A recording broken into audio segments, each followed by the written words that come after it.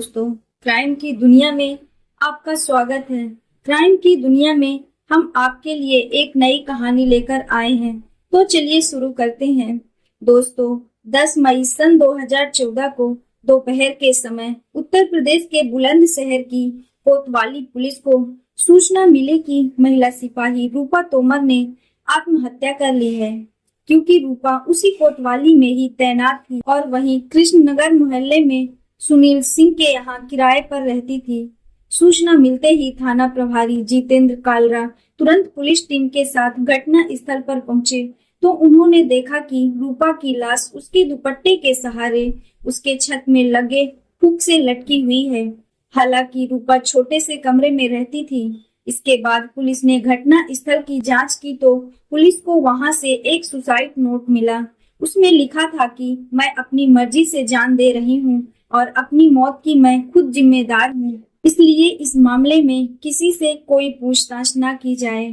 थाना प्रभारी जितेंद्र कालरा ने इस मामले की सूचना पुलिस के वरिष्ठ अधिकारियों को दी। छत से लटकी रूपा की लाश और घटना स्थल से मिले सुसाइड नोट को देखकर तो ये मामला आत्महत्या का लग रहा था। इसके बाद रूपा के मोबाइल की जांच की गई तो रूपा के मोबाइल फोन में कुछ मिस कॉल जो रात से लेकर सुबह तक आई थी और इससे अंदाजा लगाया गया कि शायद उसने रात में ही किसी समय आत्महत्या की होगी। इसके बाद पुलिस ने रूपा का रिकॉर्ड चेक किया तो पता चला कि वो मूल रूप से जिला बागपत के गांव भीलवाड़ा के निवासी मांगे राम तोमर की बेटी है।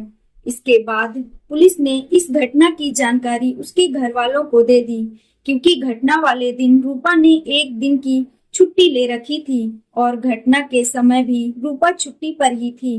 लेकिन अब सवाल ये था कि आत्महत्या करने के लिए क्या उसने जानबूझकर छुट्टी ली थी, और इधर 23 वर्षीय रूपा के इस तरह अचानक हत्या कर लेने से उसके साथी पुलिसकर्मी भी हैरान थे, क्योंकि रूपा एक हंसमुख स्वभाव की लड़की थी और उसे देखने से ऐसा लगता भी नहीं था कि वो परेशान है। क्योंकि अगर उसकी जिंदगी में उसे कोई परेशानी या कोई टेंशन होती तो इस बारे में उसने अपने किसी दोस्त को जरूर बताया होता। बल्कि रूपा ने तो अपने दोस्तों को बताया था कि 1 महीने बाद उसकी शादी होने वाली है। तो फिर अचानक उसने ऐसा कदम क्यों उठाया? और इससे तो यही लगता था कि उसने अपने निजी कारणों के चलते ही आत्महत्या की होगी, क्योंकि रूपा ने किसी को अपनी मौत का जिम्मेदार भी नहीं ठहराया था। इसीलिए आगे की जांच का कोई मतलब नहीं रह जाता था। लेकिन फिर भी पुलिस ने फॉरेंसिक टीम को इस घटना की सूचना दे दी। फॉरेंसिक टीम ने इस घटना पर पहुंचकर बारीकी से जांच करना शुरू की। इसके बाद पुलिस ने रूपा के शव को पोस्टमार्टम के लिए भिजवा दिया और फिर पुलिस रूपा के परिजनों के आने का इंतजार करने लगी। शाम के समय रूपा के पिता मांगेराम, चाचा संजीव तोमर और भाई सुनील तोमर बुलंदशहर पहुंचे और जब उनसे पूछताछ की गई तो उन्होंने बताया कि 1 महीना पहले ही रूपा की सगाई हुई थी। 16 जून को उसकी शादी होने वाली थी। सभी घर वाले शादी की तैयारियों में जुटे थे। हालांकि रूपा भी अपनी शादी के लिए खरीदारी करने वाली थी, यानी रूपा के घर वाले ऐसी कोई वजह नहीं बता सके जिसके चलते रूपा आत्महत्या करने पर मजबूर हो गई हो। रूपा की साथी महिला पुलिस कर्मियों का भी यही कहना था कि रूपा अपनी शादी को लेकर बहुत खुश थी और अब पुलिस को भी लगने लगा था कि जब कोई वजह नहीं थी तो हो सकता है किसी ने रूपा की हत्या करके उसे आत्महत्या का रूप दे दिया हो। क्योंकि थाने में कांस्टेबल रूपा की राइटिंग मौजूद थी, इसलिए पुलिस ने अपनी संतुष्टि के लिए सुसाइड नोट की राइटिंग का मिलान रूपा की हैंड राइटिंग से करके देखा तो रूपा की हैंड राइटिंग सुसाइड नोट से पूरी तरह मेल खा रही थी और इससे स्पष्ट हो गया था कि सुसाइड नोट उसी का लिखा हुआ है। उधर 2 डॉक्टरों ने रूपा के शव का पोस्टमार्टम किया और पोस्टमार्टम के बाद रूपा के शव को उसके घर वालों को सौंप दिया। क्योंकि रूपा ने खुद आत्महत्या की थी, ना तो उसे किसी ने उकसाया था और ना ही इसके लिए उसने किसी को जिम्मेदार ठहराया था। लेकिन इसलिए पुलिस इस केस की जांच को बंद करने ही वाले थे, लेकिन जब अगले दिन पुलिस को रूपा की पोस्टमार्टम रिपोर्ट मिली तो वो चौंक गए, क्योंकि रिपोर्ट में लिखा था कि रूपा की मौत गला दबाने से और सांस रुकने की वजह से हुई है, यानी कि हत्या की गई थी। और रिपोर्ट में हत्या का समय 8 से 10 बजे के बीच बताया गया था। और इससे ये बात भी साफ हो गई थी कि रूपा की हत्या करने के बाद उसके शव को दुपट्टे से लटकाया गया था, ताकि मामला आत्महत्या का लगे। लेकिन अब सवाल ये था कि अगर रूपा की हत्या की गई थी तो फिर रूपा ने सुसाइड नोट क्यों लिखा था। और हैरान कर देने वाली बात ये थी कि घटना स्थल पर कोई जोर जबरदस्ती के निशान भी नहीं मिले थे, जिससे ये अनुमान लगाया जाता कि किसी ने रूपा से जबरदस्ती सुसाइड नोट लिखवाया है। रूपा की पोस्टमार्टम रिपोर्ट देखने के बाद एसएसपी उमेश कुमार सिंह भी चौंक गए थे, क्योंकि मामला उनके ही विभाग की एक सिपाही की हत्या का था। इसलिए उन्होंने जांच में थाना पुलिस के साथ साथ क्राइम ब्रांच की टीम को भी लगा दिया था। और अब पुलिस ये मानकर जांच कर रही थी कि हत्यारा बहुत ही चालाक है, क्योंकि वो रूपा की हत्या करके उसको आत्महत्या का रूप देकर चला गया था। और सुसाइड नोट की वो लाइन स्टार्ट ना की जाए, ये बात उसने जानबूझकर लिखवाई होगी, ताकि पुलिस किसी से पूछताछ ना करे और इस हत्या को आत्महत्या मानकर इस केस की जांच ही बंद कर दे। हालांकि ये बात साफ थी कि हत्यारा रूपा का ही कोई जानकार था, जिसकी वजह से रूपा उसे अपने कमरे पर आने से इनकार नहीं कर सकती थी। और अगर उसे उस व्यक्ति से कोई डर होता तो वो शोर मचाती या फिर किसी को बुलाती। लेकिन अब सवाल ये था कि रूपा का ऐसा कौन जानकार रहा होगा जो रूपा की मर्जी से उसके पास पहुंचा और फिर उसकी हत्या करके चला गया। इसके बारे में पुलिस ने जब रूपा के घर वालों से पूछताछ की तो वो लोग ऐसे किसी व्यक्ति के बारे में नहीं बता सके जिस पर शक किया जा सके। दरअसल उनकी खुद भी समझ में नहीं आ रहा था कि आखिर रूपा के साथ ऐसा किसने और क्यों किया। रूपा के पिता ने पुलिस को बताया कि रूपा की सगाई मेरठ के कस्बा जिले में रहने वाले राहुल के साथ हुई थी और राहुल बीएसएफ में सिपाही था। फिलहाल उसकी पोस्टिंग बिहार की राजधानी पटना में है। राहुल और रूपा के साथ साथ दोनों के परिवार भी इस रिश्ते से बहुत खुश थे। और जब पुलिस को कहीं से कोई सुराग या सबूत नहीं मिला तो पुलिस ने रूपा के मोबाइल नंबर की कॉल डिटेल्स निकलवाई। कॉल डिटेल्स से पता चला कि एक नंबर पर रूपा की सबसे ज्यादा बातें होती थी। उस नंबर के बारे में रूपा के घर वालों से पूछा गया तो पता चला वो नंबर राहुल का ही है। जांच में ये भी पता चला कि हत्या वाले दिन और उससे पहले भी रूपा की राहुल से बराबर बात हो रही थी, जबकि इस घटना के बाद उन दोनों के बीच किसी प्रकार का कोई संपर्क नहीं हुआ था। यानी रूपा की तो हत्या हो चुकी थी, लेकिन इधर राहुल ने भी घटना के बाद से रूपा के नंबर पर एक बार भी फोन नहीं किया था। इसके बाद पुलिस ने राहुल के नंबर पर फोन किया तो उसका फोन स्विच ऑफ आ रहा था। और जब पुलिस ने रूपा के मकान मालिक से पूछताछ की तो उसने पुलिस को एक ऐसी बात बताई जिससे पुलिस का शक अब राहुल पर गहराने लगा था। मकान मालिक ने बताया कि रूपा ने उसे एक दिन पहले बताया था कि उसका मंगेतर उससे मिलने के लिए आएगा। ये जानने के बाद पुलिस ने राहुल के फोन की लोकेशन चेक की तो पता चला कि घटना वाले दिन दोपहर से लेकर रात तक राहुल की लोकेशन बुलंदशहर में ही थी। इसके बाद उसने अपना मोबाइल स्विच ऑफ कर लिया था। इसके बाद तो पुलिस ने रूपा के घर वालों की तरफ से राहुल के खिलाफ हत्या की रिपोर्ट दर्ज कर ली। इसके बाद पुलिस राहुल की तलाश में जुट गई।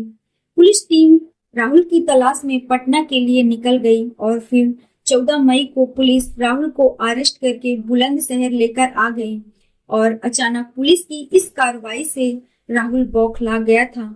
इसके बाद पुलिस ने उससे सीधा सवाल किया, तुमने रूपा की हत्या क्यों की है?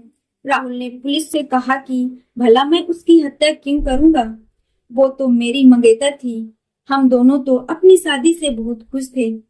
पुलिस ने अगला सवाल किया कि तुम्हारा फोन क्यों बंद था? इस पर राहुल ने जवाब दिया कि मेरा मोबाइल खराब हो गया था और मुझे तो आपसे ही पता चला है कि रूपा की हत्या हो गई है। पुलिस ने पूछा कि तुम्हारी रूपा से आखिरी मुलाकात कब हुई थी? राहुल ने कहा कि सगाई के बाद हम दोनों एक बार मिले थे। वैसे मोबाइल पर तो हम बराबर बातें करते रहते थे। राहुल के जवाब से पुलिस समझ गई थी कि वो हद से ज्यादा चालाक है और झूठ बोलने में भी माहिर है। लेकिन जब पुलिस ने उससे कड़ाई से पूछताछ की और थोड़ी सख्ती दिखाई तो वो टूट गया और उसने अपना जुर्म स्वीकार कर लिया कि रूपा की हत्या उसने ही की है।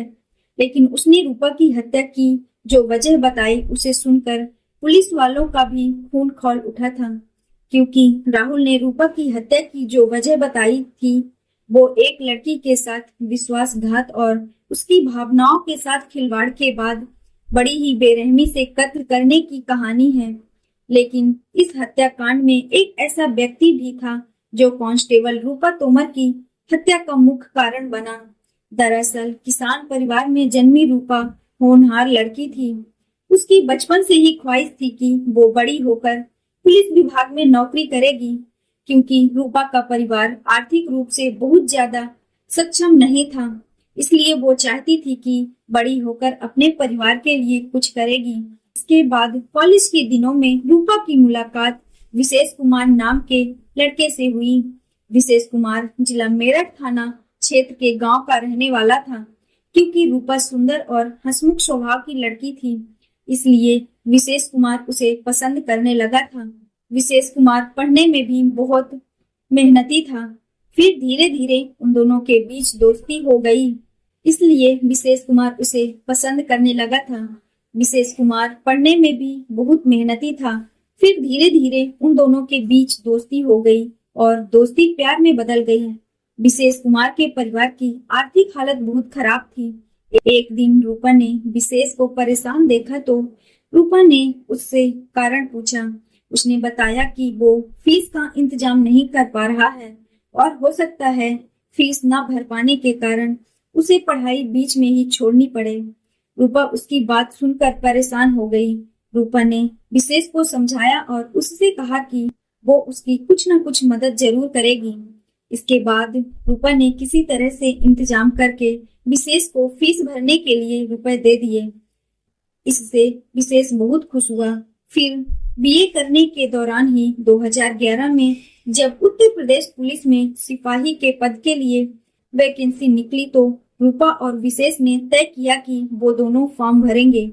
इसके बाद उन दोनों ने एक साथ फॉर्म भरा और जब सिलेक्शन के लिए टेस्ट हुआ तो रूपा का सिलेक्शन हो गया, जबकि विशेष रह गया और इससे रूपा को भी दुख पहुंचा था।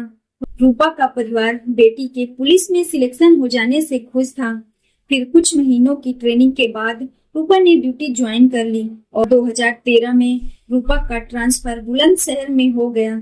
इधर विशेष को अब तक कहीं नौकरी नहीं मिल पाई थी, इसलिए वो परेशान रहता था और समय समय पर रूपा उसकी आर्थिक मदद करती रहती थी। क्योंकि वो दोनों एक दूसरे से प्यार करने लगे थे, इसलिए वो दोनों शादी करना चाहते थे। लेकिन रूपा का परिवार विशेष के परिवार की माली हालत खराब होने के कारण शादी करने के लिए तैयार नहीं था। इधर विशेष ने सोचा था कि उसे खूबसूरत और नौकरी करने वाली पत्नी मिल जाएगी तो उसकी फाइनेंशियल प्रॉब्लम भी खत्म हो जाएगी। लेकिन रिश्ता नहीं होने के कारण उसका प्लान फेल हो गया और उसके दिल में इंतकाम की चिंगारी धड़कने लगी। उसने मन ही मन सोच लिया था कि अगर रूपा उसकी नहीं हुई तो वो रूपा को किसी और का भी नहीं होने देगा। लेकिन उसने ये बात कभी जाहिर नहीं होने दी, क्योंकि उसे एक लालच ये भी था कि मांगने पर रूपा उसे पैसे भी भेज दिया करती थी।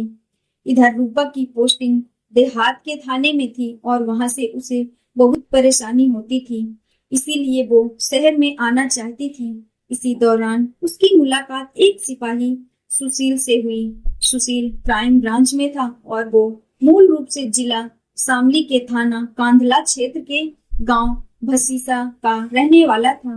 वो बहुत तेज तर्राहट था और अधिकारियों के संपर्क में रहने से डिपार्टमेंट में उसको रूपा पहले ही नजर में सुशील को पसंद आ गई। रूपा पुलिस डिपार्टमेंट में भले ही आ गई थी, लेकिन उसमें ना तो पुलिस जैसी तेजी थी, ना चालाकी थी, और ना ही उसे जमाने का तजुर्बा था। सुशील ने दोस्ती का हाथ बढ़ाया तो रूपा ने भी इनकार नहीं किया और सुशील से दोस्ती कर ली। इसके बाद रूपा ने अपनी प्रॉब्लम सुशील को बताई। सुशील तो चाहता ही यही था कि रूपा पूरी तरह से उसके जाल में फंस जाए, इसलिए उसने अधिकारियों से अच्छी बात होने का फायदा उठाया और रूपा को शहर में लाने के प्रयास शुरू कर दिए, और इस प्रयास में वो कामयाब भी हो गया, जिस कारण रूपा का ट्रांसफर शहर कोतवाली में हो गया। दोनों के बीच मुलाकातों और बातों का सिलसिला बढ़ने लगा तो सुशील ने प्यार का इजहार करते हुए रूपा से शादी करने की बात कही। क्योंकि सुशील मेरठ का ही रहने वाला था, इसलिए रूपा ने सोचा कि सुशील भी पुलिस डिपार्टमेंट में है तो दोनों शादी करके एक साथ काफी खुश रहेंगे। लेकिन इधर शादी की बात करते समय सुशील ने यह भी कहा था कि वो 2 साल से पहले शादी नहीं करेगा, क्योंकि उसने रूपा को बड़े बड़े सपने दिखाए थे, इसलिए वो 2 साल के बाद भी शादी करने के लिए तैयार थी। रूपा कॉलेज के दोस्त विशेष को अब भी अपना दोस्त मानती थी, लेकिन उसे ये नहीं पता था कि उससे शादी न होने के कारण विशेष अब रूपा के लिए आस्तीन का सांप बन चुका था और रूपा उसे अभी भी पाल रही थी। खैर, रूपा उसे अपना समझती थी, इसलिए रूपा ने सुशील के बारे में भी विशेष को भी बताया। विशेष तो पहले ही बूढ़ा बैठा था, फिर भी उसने रूपा की ही हाँ में हाँ मिलाई, लेकिन वो अंदर ही अंदर जल रहा था। विशेष तो चाहता ही था कि रूपा की शादी किसी से भी ना हो, ताकि रूपा और उसके घर वालों को हमेशा ये पछतावा रहे कि विशेष के साथ उसकी शादी ना करके उन्होंने बहुत बड़ी भूल की है।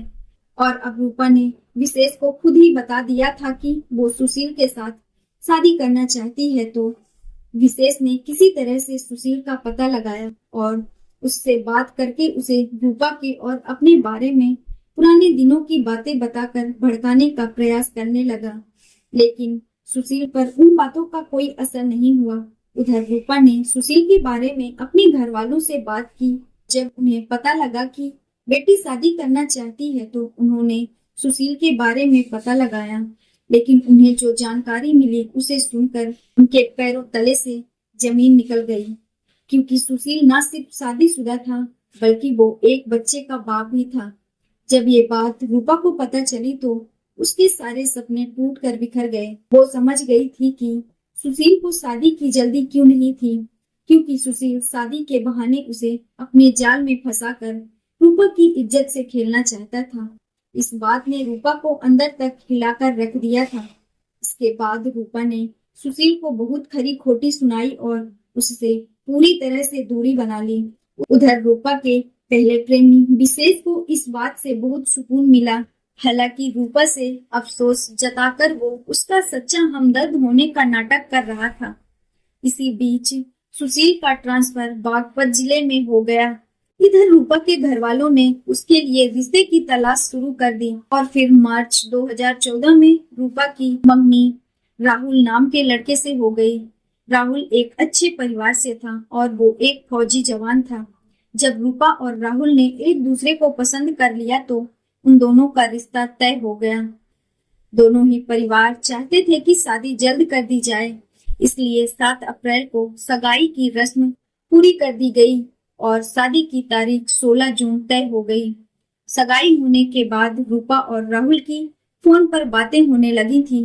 रूपा ने राहुल को विश्वास दिलाया था कि वो उसे बहुत प्यार करती है और हमेशा करती रहेगी। राहुल भी बहुत खुश था कि उसे होने वाली पत्नी के रूप में रूपा जैसी सुंदर और हंसमुख लड़की मिली है, और रूपा की खुशी भी किसी से छिपी नहीं थी। उसने भी सबको बता दिया था कि 1 महीने बाद उसकी शादी होने वाली है। रूपा से झूठी हमदर्दी जताकर उससे पैसे मांगता रहता था और पुलिस की माने तो रूपा विशेष को उन 2-2.5 सालों में 2 लाख रुपए दे चुकी थी। रूपा नहीं जानती थी कि वो आदमी आस्तीन का सांप है। विशेष को जब रूपा की सगाई और शादी होने के बारे में पता चला तो उस पर बिजली सी गिर पड़ी थी और उसने तय कर लिया था कि वो इस शादी को भी तुड़वा कर रहेगा। उधर सुशील भी पोल खुलने पर रूपा के हाथों हुई बेइज्जती की वजह से नफरत की आग में झुलस रहा था। इसलिए विशेष ने फोन करके रूपा की शादी के बारे में सुशील को भी बता दिया था। सुशील क्राइम ब्रांच में रह चुका था, इसलिए उसने सबसे पहले रूपा की कॉल डिटेल्स हासिल की और इससे सुशील को उस नंबर का पता चल गया जिस नंबर पर रूपा सबसे ज्यादा बात करती थी। वो नंबर राहुल का था। सुशील ने राहुल का नंबर विशेष को दिया। विशेष ने राहुल को एक दिन फोन करके बताया कि वो और रूपा एक दूसरे से प्यार करते हैं। विशेष ने राहुल से कहा कि तुम रूपा से शादी ना करो क्योंकि मैं उससे शादी करना चाहता हूँ। विशेष ने अपना नाम बताए बिना राहुल के सामने ये शर्त भी रखी थी कि वो इस बारे में रूपा को कुछ ना बताए। अपनी होने वाली पत्नी के बारे में ऐसी बातें सुनकर राहुल का खून खौल उठा। उसने रूपा से इस बारे में बात की तो उसने इन सब बातों को झूठ बताया। खैर, उन दोनों के बीच झगड़ा और प्यार ऐसे ही चलता रहा और धीरे धीरे राहुल को विश्वास हो गया था कि कोई उसे भड़काने के लिए ऐसा कर रहा है। फिर राहुल को विश्वास में लेकर रूपा ने वो नंबर हासिल कर लिया जिससे राहुल को फोन किया गया था। लेकिन जब रूपा ने देखा कि ये नंबर विशेष का है तो रूपा ने तुरंत फोन करके विशेष को खूब लताड़ा।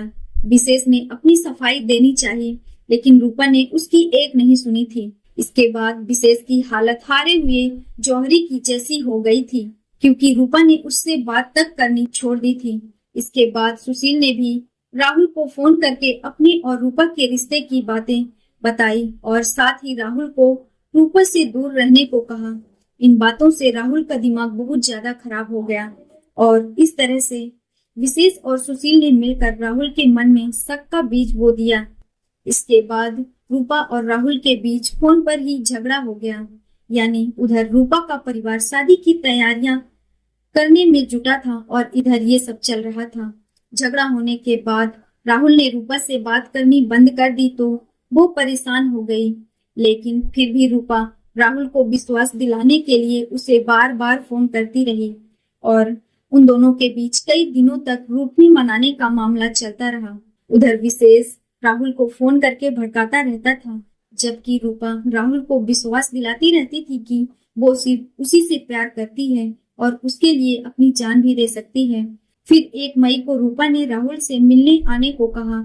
रूपा ने मनाते हुए बोली कि प्लीज राहुल आ जाओ, मैं तुम्हें सच बताना चाहती हूँ।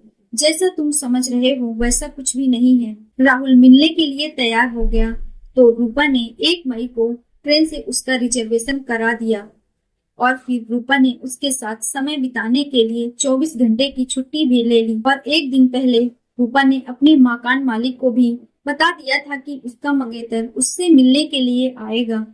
फिर 1 मई को दोपहर के समय राहुल उसके पास गया। उस दिन रूपा बहुत खुश थी। उसने खाना बनाया, फिर उन दोनों ने एक साथ खाना खाया। रूपा ने उसे बताया कि किस तरह लोगों ने उसका फायदा उठाने की कोशिश की है, लेकिन वो लोग अपने इरादों में कामयाब नहीं हो सके, इसलिए वो तुम्हें भड़का रहे हैं।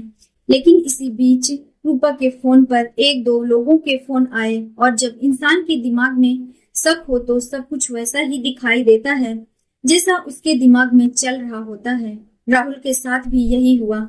राहुल को लगता था कि शादी होने के बाद भी रूपा ऐसे ही रहेगी। इसके बाद कई बार फोन आने पर उन दोनों के बीच फिर से झगड़ा शुरू हो गया और इसी बीच राहुल ने बहुत ही भयानक फैसला कर लिया। दरअसल रिश्ता होने के बाद एक दिन राहुल ने बाजीगर फिल्म देखी थी। एक दिन शाहरुख खान चालाकी से लड़की को प्यार की जाल में फंसाकर पहले तो उससे सुसाइड नोट लिखवा लेता है और फिर उसे छत से नीचे फेंक देता है। राहुल के पास जब रूपा के बारे में कई लड़कों के फोन आने शुरू हुए थे तो उसने तभी सोच लिया था कि अगर उसे रूपा पर विश्वास नहीं हुआ तो वो भी उसे इसी तरह जान से मार डालेगा।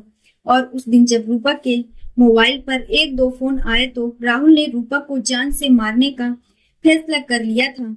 इसके बाद सबसे पहले राहुल ने झूठा प्यार जताकर रूपा को झांसे में लिया। रूपा तो पहले ही राहुल को अपना मान चुकी थी और हर हाल में उसकी होना चाहती थी, लेकिन राहुल ने प्लान के अनुसार सबसे पहले कागज और एक पेन उठाया और उसने प्यार जताकर रूपा से एक सुसाइड नोट लिखवाया। उस समय रूपा लेटी हुई थी। उसने सोचा था कि राहुल मजाक कर रहा है और उसे आजमा रहा है, लेकिन जब राहुल ने उसके दोनों हाथ उसकी गर्दन पर रखकर उसके ऊपर हल्का सा दबाव डाला तो रूपा कुछ नहीं बोली। रूपा इसे अब भी मजाक समझ रही थी, लेकिन उसे ये नहीं पता था कि वो खुद ही अपनी मौत को न्योता दे रही है। इसके बाद राहुल ने रूपा की गर्दन जोर से दबा दी और उसने तब तक अपने हाथ नहीं हटाए जब तक रूपा की जान नहीं निकल गई, क्योंकि रूपा के हाथ राहुल के कब्जे में थे और रूपा की छटपटाहट को रोकने के लिए राहुल उसके ऊपर बैठ गया था और इस तरह से राहुल ने रूपा को मौत के घाट उतार दिया। इसके बाद राहुल ने दुपट्टा लेकर छत के कुंडे से बांधा और फिर रूपा को उठाकर छत से लटका दिया। फिर उसने रूपा का बिस्तर और कमरे का सामान ठीक किया और चुपचाप वहां से निकल गया। उसने सोचा था कि पुलिस इस हत्या को हत्या ही समझेगी और ऐसा हुआ भी, लेकिन पोस्टमार्टम रिपोर्ट से इस हत्या का खुलासा हो गया। राहुल के दिए गए इस बयान के बाद पुलिस ने विशेष को भी अरेस्ट कर लिया, जबकि रूपा का दूसरा प्रेमी सुशील जो क्राइम ब्रांच में था वो ड्यूटी से फरार हो गया था। इसके बाद पुलिस ने पकड़े गए दोनों आरोपियों को कोर्ट में पेश किया, जहां से उन्हें जेल भेज दिया गया।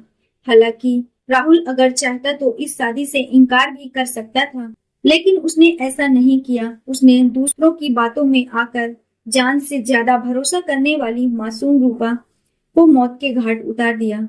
और इस तरह कॉलेज के दिनों में विशेष के साथ परवान चढ़ा प्यार कांस्टेबल रूपा तोमर की हत्या का मुख्य कारण बना था। रूपा ने भी नहीं सोचा था कि उसका प्यार ही एक दिन उसकी मौत का कारण बनेगा। दोस्तों, इस घटना को सुनाने का उद्देश्य किसी का दिल दुखाना नहीं है, किसी को परेशान करना नहीं है, बल्कि आपको जागरूक करना है, आपको सचेत करना है। दोस्तों, इस पूरी घटना के बारे में आपकी क्या राय है, कमेंट बॉक्स में जरूर बताएं। और अगर हमारी मेहनत पसंद आई हो तो इस वीडियो को लाइक करते हुए शेयर भी करें। अगर आपने अब तक चैनल को सब्सक्राइब नहीं किया है तो हमारे चैनल को सब्सक्राइब कर लीजिए। राधे राधे।